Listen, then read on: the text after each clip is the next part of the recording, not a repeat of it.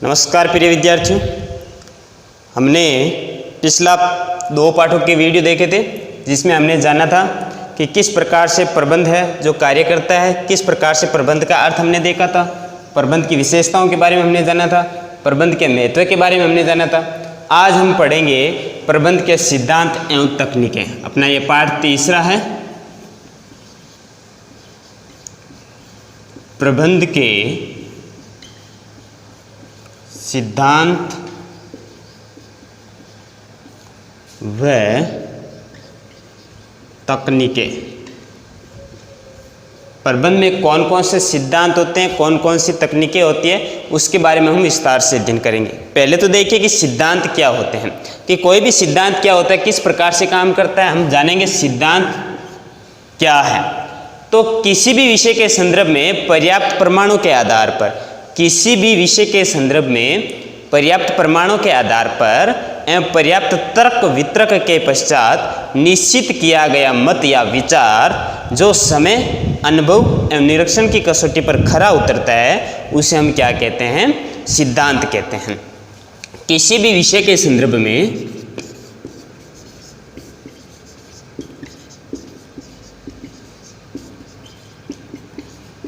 ध्यान रखें, पेपर में आने वाले प्रश्न हैं।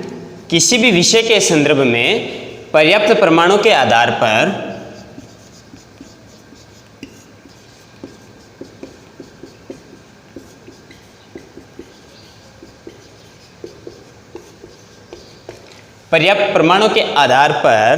तर्क वितर्क के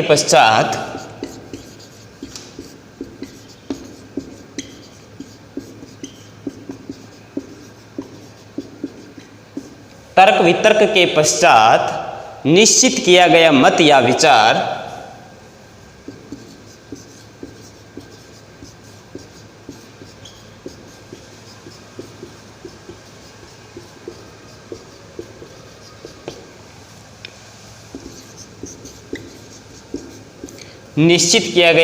विचार जो समय, अनुभव एवं निरीक्षण की कसौटी पर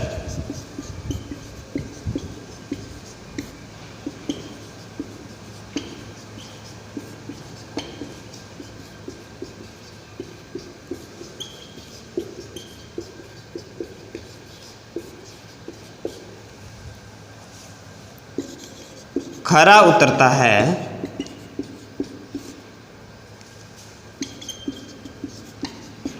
सिद्धांत कहलाता है। सिद्धांत किसे कहते हैं?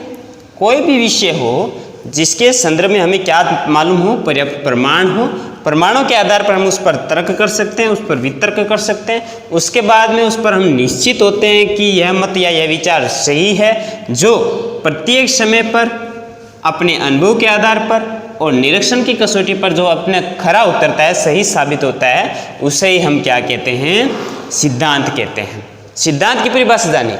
अब प्रबंध के सिद्धांत क्या है, प्रबंध का सिद्धांत किस प्रकार से कार्य करता है, उसी के साथ में हम उसके बारे में भी अध्ययन करेंगे। अब प्रबंध के सिद्धांत में हेनरी फ्योल द्वारा क्या कहा था? हेनरी फ्योल ने एक मॉडल प्रस्तुत किया था। प्रबंध के सिद्धांत पर हेनरी फ्योल ने एक मॉडल प्रस्तुत किया था जिसे हम क्या नाम देते हैं? प्रशासनिक प्रबंध मॉडल। हेनरी फ्योल ने एक मॉडल दिया था। हेनरी फ्योल कौन है? हमने जान चुके हैं, हम आधुनिक प्रबंध के जनक कहते हैं। हेनरी फ्योल के मॉडल का क्या नाम है?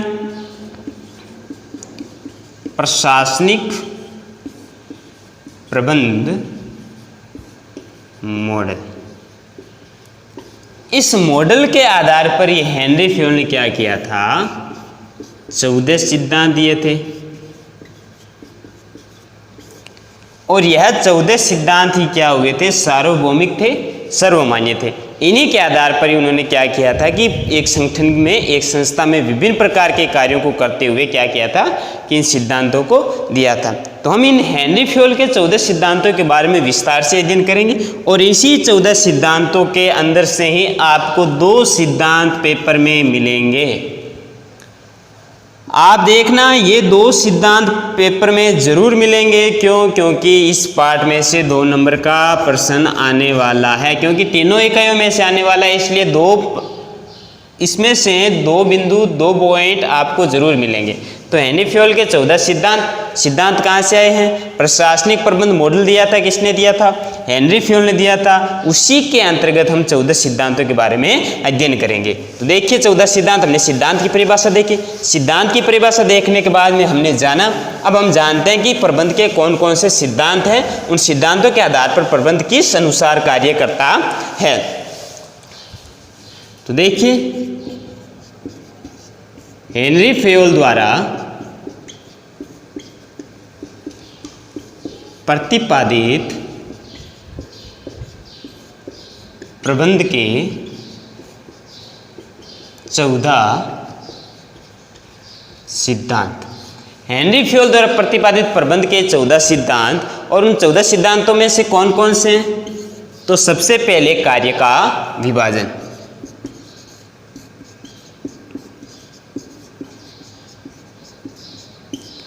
पहला कार्य का विभाजन।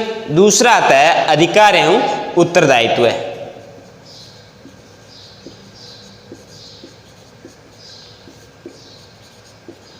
अधिकार एवं उत्तरदायित्व। तीसरा अपने सामने आता है अनुशासन।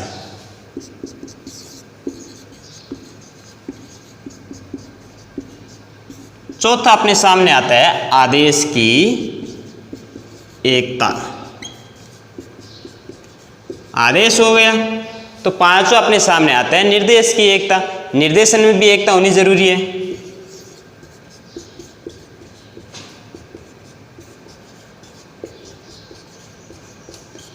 छठा अपने सामने आता है सामूहिक हितों के लिए व्यक्तिगत हितों का समर्पण। सामूहिक हितों के लिए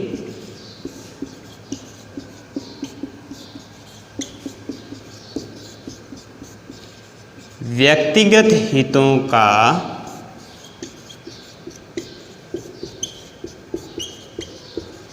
समर्पण। फिर अपने सामने आता है कर्मचारियों का पारिश्रमिक।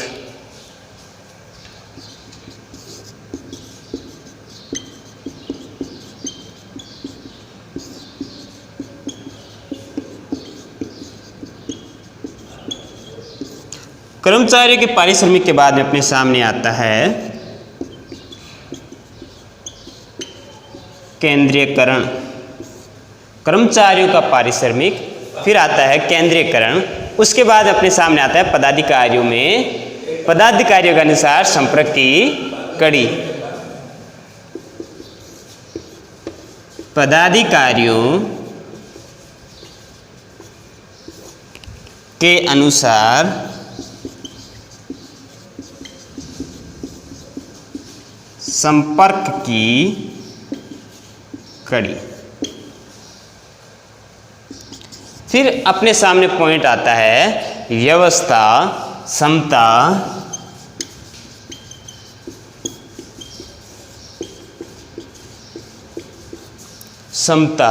उसके बाद में आता है अपने सामने कर्मचारियों के कार्यकाल की स्थिरता,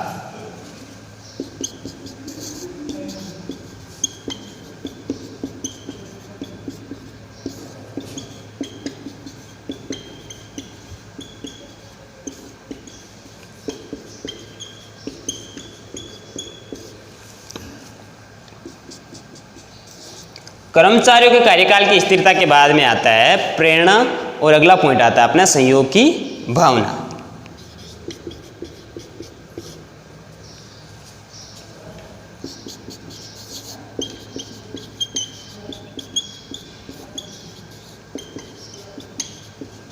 अब इन पॉइंटों को समझने की हम चेष्टा करेंगे, क्योंकि इन पॉइंटों में से ही आपको पिछली 2018 में भी 2 पॉइंट मिले थे, आपको 2019 में भी 2 पॉइंट मिले थे। आदेश की एकता और निर्देश की एकता किसे कहते हैं? अधिकार का उत्तरदायित्व और अनुशासन में आप क्या समझते हैं? कार्य का विभाजन और कर्मचारी को पारिश्रमिक आप क्या समझते हैं? केंद्रीकरण और व्यवस्था से आप क्या समझते हैं? समता और प्रेरणा से आप क्या समझते हैं? पॉइंट देख करके निम्न बिंदुओं से आप क्या समझते हैं और आपसे पूछा जा सकता है। अब हम इन पॉइंटों को समझेंगे, इन बिंदुओं को जानेंगे कि किस प्रकार से हेनरी फ्योल ने प्रबंध के सिद्धांतों को प्रतिपादित करने के लिए अपना ये कार्य किया है। तो सबसे पहले आता है अपना बिंदु कार्य का विभाजन। जो व्यक्ति जिस अनुसार कार्य करता है, यानी कि जिसमें व्यक्ति कुशल है, उसका कौशल है, उस कौशल के अनुसार व्यक्ति को कार्य देना और कार्य को संपादित करना, यह इसमें शामिल होता है। मान लीजिए कोई व्यक्ति है जो कंप्यूटर का जानकार है, कोई व्यक्ति मशीन का जानकार है और उसे हम उत्पादन क्षेत्र में लगा देते हैं, तो यह उचित नहीं है, क्योंकि जिस व्यक्ति के अनुसार जो कार्य किया जाता है उसके अनुसार वही कार्य करवाना कार्य का विभाजन कहलाता है। प्रबंधक हैं तो प्रबंधक के कार्य करेंगे, श्रमिक है तो श्रमिक कार्य करेंगे, कर्मचारी कर्मचारी के अनुसार कार्य करेंगे। तो जो व्यक्ति जिस कार्य में उचित है, कुशल है, उसको उसी कार्य में लगाना ही कार्य का विभाजन कहलाता है। दूसरा अपने सामने आता अधिकार एवं उत्तरदायित्व है। अब प्रत्येक प्रबंधक अपने अधिकार एवं उत्तरदायित्व अपने पास रखता है, उसके अनुसार वह कार्य करता है। उन कार्यों का विभाजन धीरे धीरे अलग प्रकार से किया जाना और किस प्रकार से कार्य किए जाएंगे। मान लीजिए कि सारे अधिकार और उत्तरदायित्व अपने पास रखेगा तो वह केंद्रीकरण की प्रक्रिया होगी, और सारे अधिकार और उत्तरदायित्व किसी को दूसरे को दे देगा तो यह भी केंद्रीकरण प्रक्रिया होगी। तो अधिकार और उत्तरदायित्व का विभाजन निम्न प्रकार से अपने पास भी रख सकता है और उनको यानी कि कर्मचारियों को भी दे सकता है। मान लीजिए कि आपने कर्मचारियों को अधिकार उत्तरदायित्व दिए हैं तो साथ में उनको उस कार्य करने की शक्ति भी प्रदान करनी चाहिए। किसी व्यक्ति को आपने अधिकार दे दिया और उसे कार्य करने की शक्ति प्रदान नहीं की है तो यह उचित नहीं है। अधिकार के साथ में उसको कार्य करने की शक्ति और वह क्षेत्र तक जाने की सीमित यानी कि उसको अधिकार दिए जाना आवश्यक है। उसके बाद में आता है अनुशासन। कोई भी प्रबंधक हो, कार्य को करने के लिए उसका अनुशासन होना आवश्यक है। अनुशासन के साथ में विभिन्न प्रकार की क्रियाओं को शामिल किया जाता है, जिससे क्या होता है कि एक संस्था सही ढंग से कार्य करते हुए उचित रूप से विभिन्न प्रकार की क्रियाओं का संयोजन करने के साथ साथ में धीरे धीरे आगे बढ़ती है। क्यों? अनुशासन महत्वपूर्ण अंग है। हमारे जीवन में भी अनुशासन महत्वपूर्ण अंग है, साथ साथ में संस्था के जीवन में भी अनुशासन का एक महत्वपूर्ण अंग है। उसके बाद में आते हैं आदेश की एकता। अब मान लीजिए कि एक प्रबंधक, एक अधिकारी ने आदेश नीचे की ओर प्रेषित किया है, आदेश नीचे की ओर प्रेषित किया है। अब उस आदेश की एकता रहनी जरूरी है। मान लीजिए कि उत्पाद बनाने के लिए 500 इकाइयों को उत्पाद बनाने के लिए आदेश मिला है। अब बाद में क्या हुआ कि धीरे धीरे इसमें क्या हुआ, कभी कहते हैं 250 इकाई बनाओ, कभी कहते हैं 350 इकाई बनाओ। इस प्रकार से उसमें क्या होता है कि आदेश में एकता नहीं रहती है। आदेश की एकता होनी जरूरी है। आदेश की एकता के साथ में निर्देश की एकता भी। क्या मतलब हुआ इसका कि आदेश तो मिल गया लेकिन समय समय पर इसकी जांच भी होनी जरूरी है कि किस प्रकार से कार्य हुआ है, किस प्रकार से कार्य हो रहा है। आगे भी इसका पूरा का पूरा निर्धारण किया जाना चाहिए। आदेश में तो आपने केवल आदेश दे दिया है, अब काम करे या न करे, आदेश मिल गया। लेकिन निर्देश में क्या होता है कि आप साथ साथ में उस कार्य की देख रेख भी करते हैं, उसका निरीक्षण भी करते हैं, उसका मूल्यांकन भी करते हैं। वो सारी प्रक्रियाएं क्या होती है कि निर्देशन में शामिल होती है। उसके बाद में आपने जाना सामूहिक हितों के लिए व्यक्तिगत हितों का समर्पण। सामूहिक हित, जब आप संस्था में सामूहिक रूप से काम करते हैं, आप संस्था में सभी कर्मचारियों के साथ में मिलकर के सामूहिक रूप से काम करते हैं, तो सामूहिक हितों के लिए अपने खुद के यानी व्यक्तिगत हितों का समर्पण करना जरूरी है। मान लीजिए कि आप संस्था में सामूहिक रूप से काम करते हैं, अब एक दिन आपके घर पर जरूरी कार्य हो गया। मान लीजिए नॉर्मल छोटा सा काम हुआ है जिसकी वजह से आपने क्या रख लिया, अवकाश रख लिया। यह जरूरी नहीं है क्योंकि आप सामूहिक रूप से सभी के साथ मिलकर के काम करते हैं। उसके लिए आपको व्यक्तिगत हित, अपने खुद के हित है जो छोड़ने पड़ेंगे, उनका समर्पण करना पड़ेगा। आप केवल सामूहिक हितों में ही क्या होंगे, शामिल होंगे। उसके बाद में अपना आता है कर्मचारियों का पारिश्रमिक। अब संस्था में कर्मचारी निरंतर काम करते हैं, उन कर्मचारियों को काम करने के साथ में उनका पारिश्रमिक भी मिलना चाहिए। पारिश्रमिक मिलेगा तभी कर्मचारी संतुष्ट रूप से होकर के अपना कार्य करेंगे और कार्य का निर्धारण धीरे धीरे करते हुए वह अपने आगे बढ़ेंगे। उसके बाद में आता है अपना केंद्रीकरण। अब केंद्रीकरण क्या है, पिछले वीडियो में हमने जाना था। कभी कभी क्या होता है कि अपने अधिकार और सारी शक्तियां अपने पास रखनी भी आवश्यक है। जब व्यक्ति अपने पास सारे अधिकार और अपनी शक्तियां अपने पास नहीं रखेगा तो वह क्या होगा, कर्मचारी प्रबंधक उस पर हावी हो जाएंगे। जो उसके कर्मचारी होंगे वह उस पर क्या हो जाएंगे, हावी हो जाएंगे। तो यह संस्था के लिए आवश्यक नहीं है। अपने पास राइट्स रखने जरूरी है, अपने पास अधिकार रखने जरूरी है। सारे अधिकार अपने पास रखने की आवश्यकता नहीं, लेकिन कुछ अधिकार होते हैं जो अपने पास रखने आवश्यक हैं। उसके बाद होता है पदाधिकारियों के अनुसार संपर्क की कड़ी। अब इसी में बता देता हूं, जैसे कि एक संस्था में, एक प्रबंधक में विभिन्न प्रकार के कर्मचारी होते हैं, उनमें आपस में कड़ी का होना जरूरी है। मान लीजिए कि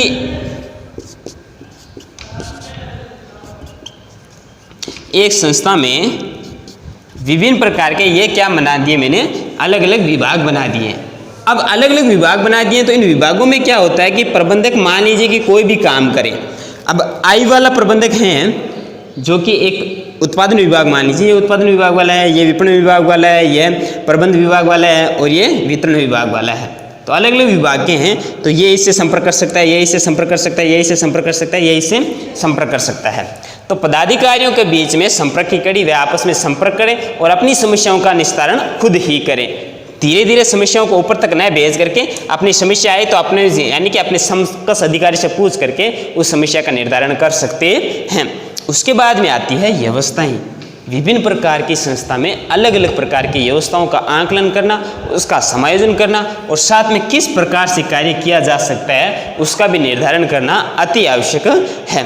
फिर समता, सभी में समान रूप से समान अधिकार, विभिन्न प्रकार की क्रियाओं को शामिल करते हुए समता यानी समान होने जरूरी है। किसी का दंड हो तो सभी को दंड समान रूप से, पारिश्रमिक हो तो समान कार्य के लिए समान वेतन, यानी कि सारी चीज क्या हो, समान हो। अब एक कर्मचारी ने वही अपराध किया है, उसको भी दंड कुछ कम दिया, और एक ने वही अपराध किया, उसको दंड ज़्यादा दिया। एक कर्मचारी वही काम करता है, उसको वेतन ज़्यादा मिल रहा है, और एक कर्मचारी काम वही कर रहा है, उसको वेतन कम मिलता है। तो समता होनी जरूरी है, सारों में समानता होनी आवश्यक है। फिर कर्मचारियों के कार्यकाल की स्थिरता। कार्यकाल की स्थिरता से आपके क्या है, आप क्या समझते हैं इससे हैं कि मान लीजिए कि एक संस्था में एक कर्मचारी 1 साल काम करता है, फिर आपको पता है कि मान लीजिए कि उस कर्मचारी को आप संस्था से निकाल देते हैं, और यही आपकी प्रक्रिया बनी रहती है। प्रत्येक वर्ष आप नए कर्मचारियों को लाते हो, 1 साल काम करवाते हो, उसे काम से छुट्टी कर देते हो, हमेशा यही चलता रहता है। तो क्या होता है कि संस्था में कर्मचारी होते हैं वह संतुष्ट यानी कि संतुष्ट होकर के काम नहीं करते हैं, क्योंकि उनको तो पता है 1 साल बाद में हमारी छुट्टी होनी है, हम इस संस्था से जाएंगे, तो क्यों हम मेहनत करें इस पर, क्यों हम इस पर काम करें। तो क्या होगा, जब आप कर्मचारियों की कार्यकाल की स्थिरता बना करके रखेंगे, कर्मचारियों को निरंतर अपनी संस्था में रखेंगे, तो कर्मचारी भी संस्था के लिए काम करेंगे। और क्यों काम करेंगे, क्योंकि उनको पता है कि हम संस्था में रह करके काम करेंगे तो हमें भी आगे आगे क्या होगा कि इसका अच्छा सा लाभ मिलेगा। लेकिन आप संस्था को 1 साल 2 साल 3 साल में निकाल देंगे तो संस्था के कर्मचारियों में क्या होगा, यही भावना रहेगी कि हम तो कभी न कभी यहाँ से जाना है। इसलिए कर्मचारियों में स्थिरता होना जरूरी है। स्थिरता के साथ में उनको अभिप्रेरणा भी देना जरूरी है, उनको प्रेरणा भी देनी जरूरी है। कार्य के प्रति किस प्रकार से काम किया जा सकता है, किस प्रकार से उसका निर्धारण किया जा सकता है, वह प्रेरणा देना भी अति आवश्यक है।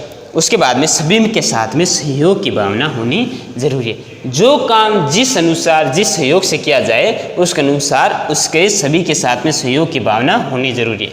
एक कर्मचारी और अधिकारी के बीच में सहयोग की भावना हो, कर्मचारी के बीच में सहयोग की भावना हो, तो सभी के बीच में सहयोग की भावना होनी आवश्यक है। एक परिवार की भांति रह करके सभी क्या करें, कार्य करें। तो इन हेनरी फ्योल के सिद्धांतों में से 2 नंबर का प्रश्न जरूर आएगा। तो याद रखें, 6 नंबर का प्रश्न भी आ सकता है, लेकिन 2 नंबर का तो जरूर आएगा, ये चीज ध्यान रखें। तो कार्य का विभाजन, अधिकार एवं उत्तरदायित्व, अनुशासन, आदेश की एकता, निर्देश की एकता, सामूहिक हितों के लिए व्यक्तिगत हितों का समर्पण, कर्मचारियों का पारिश्रमिक, केंद्रीकरण, पदाधिकारियों के अनुसार संपर्क की कड़ी, व्यवस्था, क्षमता, कर्मचारियों के कार्यकाल में स्थिरता, प्रेरणा और आता है सहयोग की भावना। ये थे 14 सिद्धांत। अब हेनरी फ्योल के बारे में हमने पढ़ा था, हमने जाना था। अब हेनरी फ्योल ने क्या क्या काम किए थे, उस काम के अनुसार वह कौन सी कंपनी में गया था, किस प्रकार से उसने पुस्तक लिखी थी, उस पुस्तक का अंग्रेजी प्रकाशन कब हुआ था, हेनरी फ्योल कहाँ का निवासी था, उसकी भाषा कौन सी थी, उस सभी के बारे में हम क्या करेंगे, अध्ययन करेंगे। तो आपको पता है हेनरी फ्योल कहाँ का था, तो हेनरी फ्योल था जो फ्रांस का था। कहाँ का था, फ्रांस का। और फ्रांस से ही उसने क्या लिखी थी, एक पुस्तक लिखी थी जिसका अमेरिका में क्या हुआ था, प्रकाशन हुआ था। और वह पुस्तक कब लिखी थी, 1949 में उसने वह पुस्तक इंग्लिश भाषा में लिखी थी। सबसे पहले वह फ्रांस भाषा में थी, फिर इस पुस्तक को उसने क्या किया था, इंग्लिश भाषा में उसका अनुवाद किया था। जिसमें ये क्या हुआ था कि 14 सिद्धांत प्रतिपादित किए थे जो हमने अभी देखे थे, जो क्या थे, सार्वभौमिक थे और क्या थे, सभी जगह पर समान रूप से लागू होने वाले थे। हेनरी फ्योल ने क्या किया था कि हेनरी फ्योल ने सबसे पहले हमने हेनरी फ्योल को क्या देखा था, हेनरी फ्योल थे जो आधुनिक प्रबंध के क्या हैं, जनक हैं। आधुनिक प्रबंध को हम वैज्ञानिक प्रबंध भी कह सकते हैं, लेकिन वैज्ञानिक प्रबंध में एक परिभाषा दी थी वैज्ञानिक की कि प्रबंध किस प्रकार से वैज्ञानिक रूप से काम करते हैं, वो कौन थे, फ्रेडरिक विंसलो टेलर थे। तो यहाँ पर देखेंगे तो आधुनिक क्रियात्मक या प्रशासनिक प्रबंध सिद्धांतों के जनक माने जाते हैं। आधुनिक प्रबंध या आधुनिक क्रियात्मक,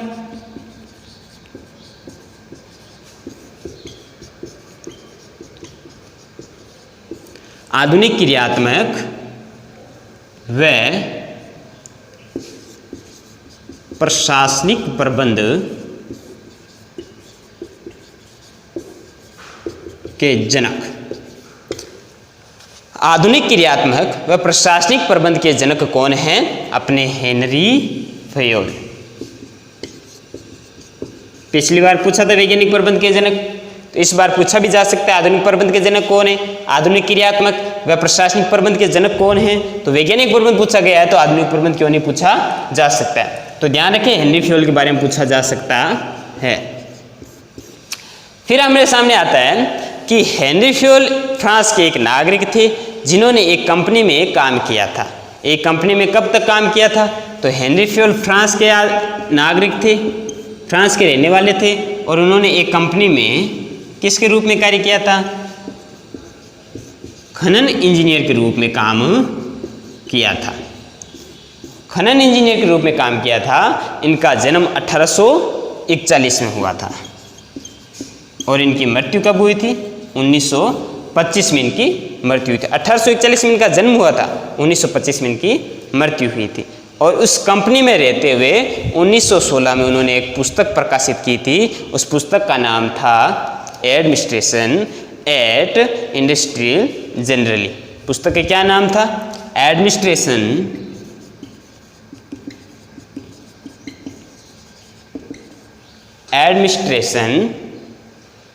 इंडस्ट्री एट जनरली।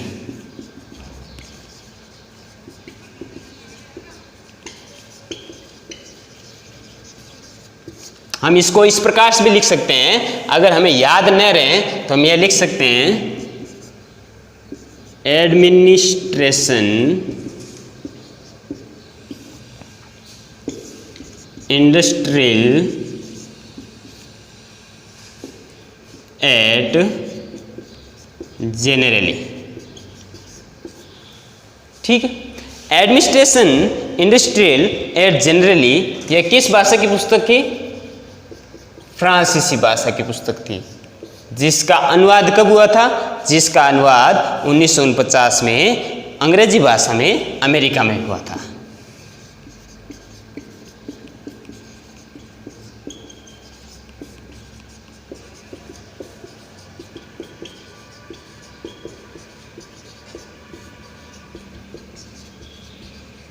इस पुस्तक का अंग्रेजी अनुवाद कब हुआ था, एडमिनिस्ट्रेशन इंडस्ट्रीज एट जनरली फ्रांसीसी भाषा में पुस्तक प्रकाशित हुई थी। 1949 में इस पुस्तक का अंग्रेजी में प्रकाशन अमेरिका में हुआ था। फिर फ्योल ने प्रबंध के आज समय समय पर अध्ययन किया और समय समय पर अध्ययन करने के बाद में उच्च स्तरीय दृष्टिकोण दिया था। उसने अध्ययन करने के बाद पुस्तकें लिखी, पुस्तकें लिखने के बाद उसने एक उच्च स्तरीय दृष्टिकोण दिया था। उस दृष्टिकोण के अनुसार उसने क्या किया था, काम किया था।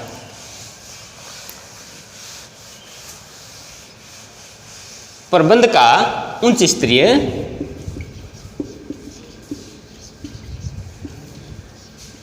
दृष्टिकोण, प्रबंध का उच्च स्तरीय दृष्टिकोण दिया था। और इसी दृष्टिकोण में उन्होंने क्या किया था कि विभिन्न प्रकार के कार्यों को समायोजित किया था और समायोजित करते हुए उन्होंने 6 भागों में विभाजित किया था, उसके 6 वर्गों में विभाजित किया था।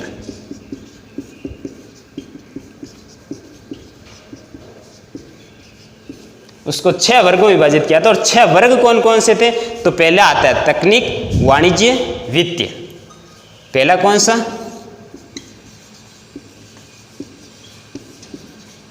तकनीक क्रियाएं, दूसरा वाणिज्यिक क्रियाएं,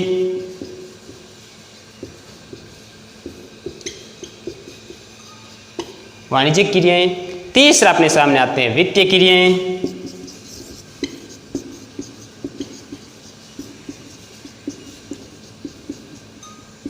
चौथी आती है सुरक्षात्मक क्रियाएं।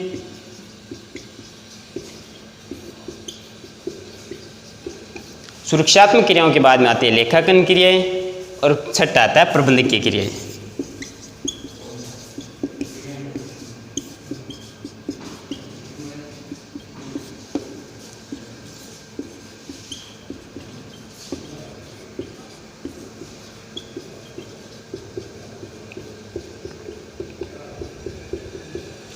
अब देखिए, उन्होंने प्रबंध में उच्च स्तरीय दृष्टिकोण के रूप में कार्य किया और कार्य करते हुए विभिन्न प्रकार की क्रियाओं को शामिल करते हुए उन्होंने इन क्रियाओं को संपादित किया। संपादित करने के बाद में उन्होंने बताया कि प्रबंध किस अनुसार काम करता है और किस अनुसार कार्य करते हुए वह विभिन्न प्रकार के कार्यों को विभाजित करता है।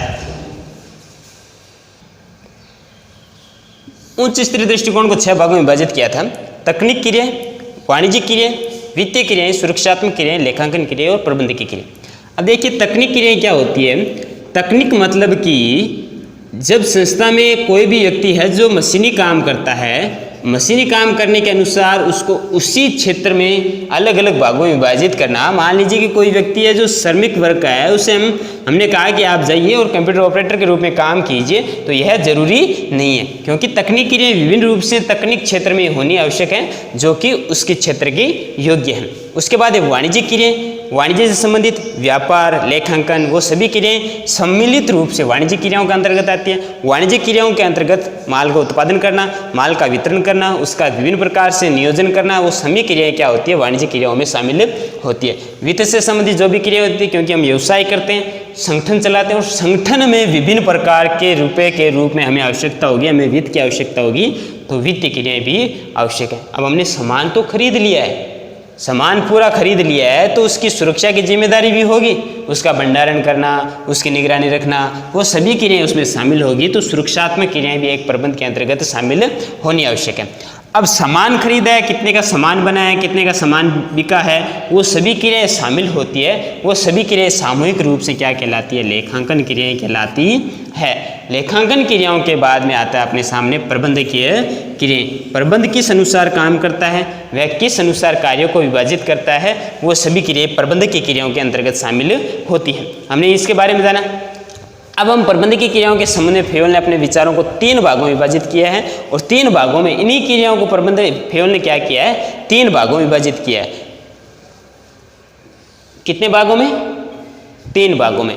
और 3 भाग कौन कौन से हैं? तो पहला आता है प्रबंधक की योग्यताएं और प्रशिक्षण, फिर प्रबंध के तत्व और कार्य, और प्रबंध के सिद्धांत। तो इसमें देखिए इसके 3 भाग कौन कौन से हैं, तो इसी के ही 3 भाग विभाजित किए हैं। कौन कौन से हैं? तो पहला आता है प्रबंधकीय योग्यता एवं प्रशिक्षण। दूसरा इसमें क्या दिया था, प्रबंध के तत्व या हम कह सकते हैं कार्य, और तीसरा प्रबंध के सिद्धांत, जो कि हमने हेनरी फेवल के द्वारा 14 सिद्धांत दिए गए थे जो हमने पढ़े थे।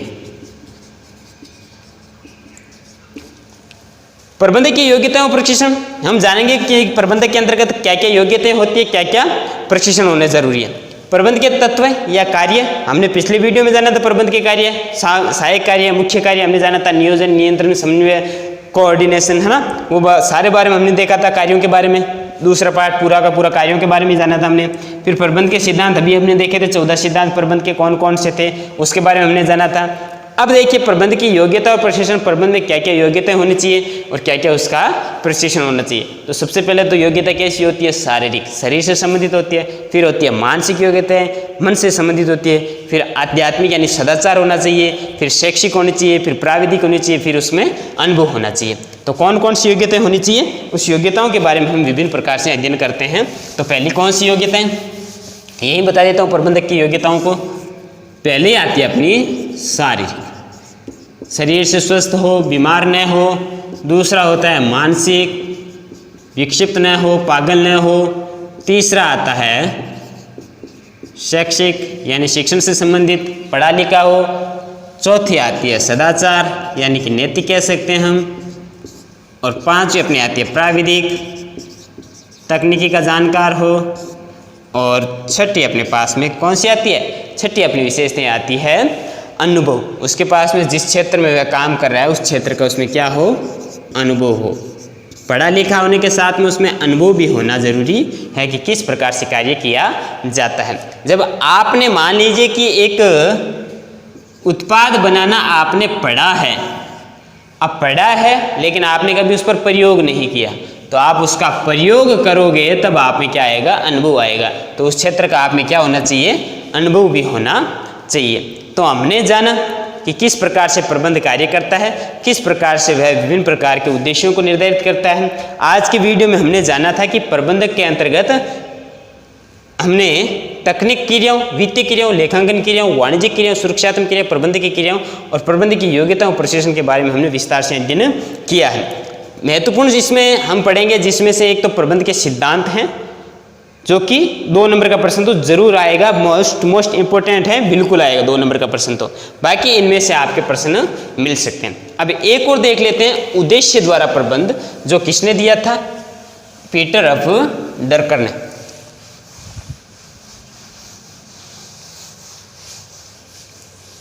उद्देश्य द्वारा प्रबंध, तो देखिए 21वीं सदी के प्रबंध के गुरु, वर्तमान कौन सी सदी चल रही है, 21वीं सदी।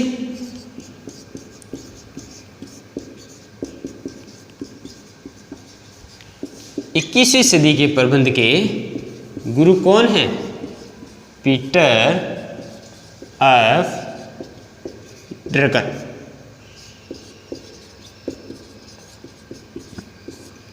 ठीक है, पीटर ऑफ ड्रकर 21वीं सदी के प्रबंध के गुरु, हम कह सकते हैं प्रबंध के गुरु कौन है, पीटर ऑफ ड्रकर। अब इनको प्रबंध का गुरु क्यों कहते हैं, क्योंकि इन्होंने क्या किया था, इनका जन्म कब हुआ था, इनका जन्म पूछा जा सकता है, इनके अमेरिका राष्ट्रपति ने इनको कब पुरस्कृत किया था, और के साथ में उनको किस पत्रिका में उनको क्या कहा था, प्रबंध का गुरु या प्रबंध का।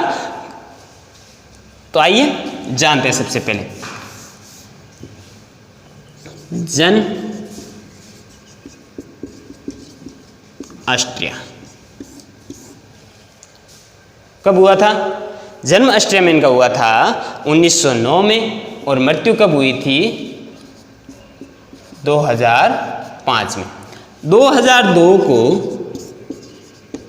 अमेरिकी राष्ट्रपति ने इनको क्या किया था, इस प्रबंध के क्षेत्र में इनको पुरस्कृत किया था। और साथ में इनकी 2 पत्रिकाएं थी जिसमें इनको क्या कहा था, प्रबंध का गुरु कहा था। 2 पत्रिकाएं कौन कौन सी थी, एक थी बिजनेस वीक और दूसरी थी मैक्सें। अमेरिका की इन 2 पत्रिकाओं में इनको क्या कहा गया था, प्रबंध का गुरु या प्रबंध का जनक कहा गया है। पीटर ऑफ ड्रकर, अब का अर्थ होता है फ्रेडरिक, जिन्होंने एक सिद्धांत दिया था, उस सिद्धांत का नाम क्या था, उद्देश्य द्वारा प्रबंध, जिन्हें हम कह सकते हैं मैनेजमेंट बाय ऑब्जेक्टिव। इस सिद्धांत के अनुसार उन्होंने क्या किया था, कार्य किया था। अगले वीडियो में हम इन सिद्धांतों के बारे में जानेंगे, इसने कौन से सिद्धांत दिया था, अपवाद और प्रबंध के सिद्धांत के बारे में जानेंगे, और व्यूह रचना प्रबंध के सिद्धांत के बारे में जानेंगे। इन सिद्धांतों के बारे में ये तीनों ही महत्वपूर्ण है, और तीनों में से एक 4 नंबर का प्रश्न आपको पेपर में मिलेगा। कौन कौन सा, उद्देश्य द्वारा प्रबंध के सिद्धांत, अपवाद द्वारा प्रबंध के सिद्धांत और व्यूह रचना प्रबंध का सिद्धांत। इन तीनों सिद्धांतों के बारे में हम नेक्स्ट वीडियो में जानेंगे। जय हिंद, जय भारत।